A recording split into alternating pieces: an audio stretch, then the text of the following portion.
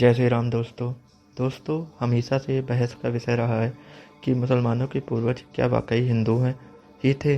दुनिया भर के मुसलमान चाहे इस सत्य को माने या ना माने, उनके रहन सहन के तरीके, उनका मक्का मदीना की पूजा पद्धति, उनके पवित्र चिन्ह आदि उन्हें किसी न किसी तरह से हिंदू धर्म से जोड़ते हैं। हिंदू धर्म ग्रंथों के अनुसार असुरों के गुरु तथा महर्षि भृगु व असुर राज हिरण्यकश्यप की पुत्री दिव्या के संतान शुक्राचार्य मुस्लिम संप्रदाय के वास्तविक जनक थे। शुक्राचार्य ने राक्षसों का वंश बचाने के लिए भगवान शिव की आराधना की, जिससे प्रसन्न होकर शिव जी ने अपना स्वरूप शिवलिंग शुक्राचार्य को प्रदान कर वैष्णवों से दूर रखने को कहा।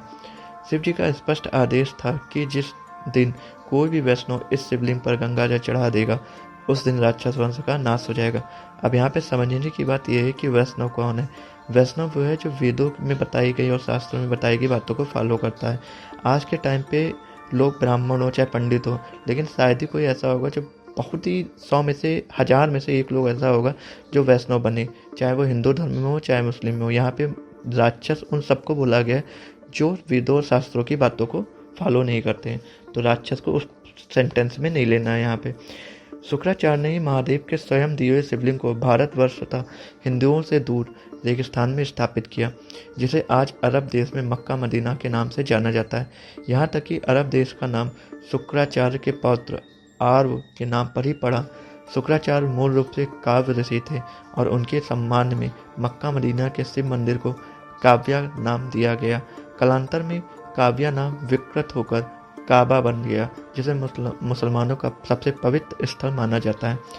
अरबी भाषा में शुक्र का मतलब महान माना जाता है और शुक्रम अर्थात शुक्रिया अथवा धन्यवाद शब्दों का जन्मवीर गुरु शुक्राचार्य के नाम पर ही हुआ।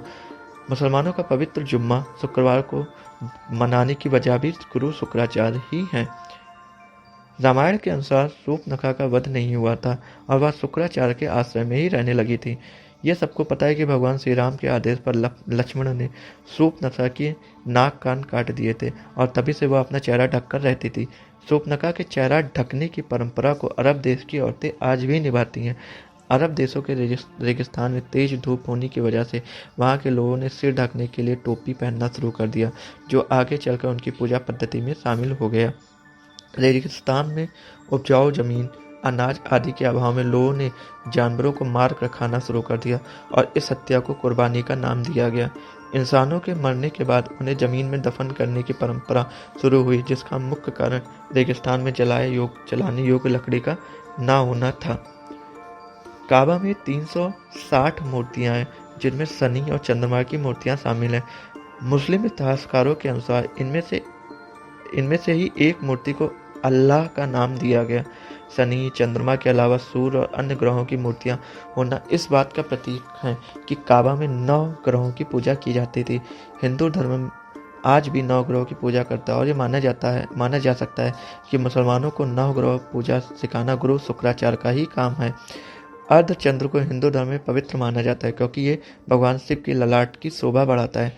अर्धचंद्र चिन्ह का काबा में महादेव के प्रतीक पर होना इस चिन्ह को मुसलमानों में पवित्र बनाता है और इसे इस्लाम के झंडे पर स्थान दिया गया।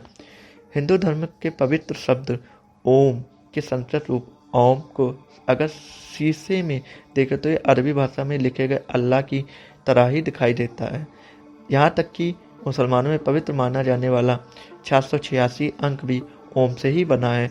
ध्यान देने वाली बात यह है कि कोई भी मुसलमान इस बात को स्वीकार नहीं करता कि 786 अंक वास्तव में हिंदुओं का वैदिक प्रतीक ओम ही है। कोई भी मुस्लिम बुद्धिजीवी यह नहीं बता पाएगा कि अगर 786 अंक ओम नहीं तो आखिर क्या है। मुसलमान मक्का जाकर काबा के शिवलिंग की 7 बार परिक्रमा भी करते हैं, जो बहुत पहले से चला आ रहा है। गुरु शुक्राचार्य ने यकीनन इस्लाम से पूर्व पैदा हुए अरब क्षेत्र के लोगों को हिंदू पूजा पद्धति सिखाई होगी।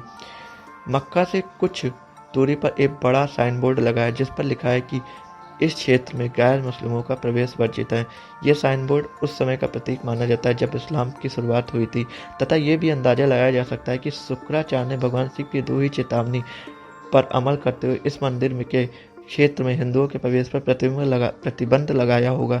जहाँ भगवान शिव का मंदिर होता है वहाँ पवित्र नदी का पानी भी पाया जाता है। हिंदू मंदिरों की ये परंपरा भी काबा से जुड़ी हुई है और मंदिर के साथ ही पवित्र पानी का स्रोत भी स्थित है, जिसे जमजम पानी के नाम से जाना जाता है।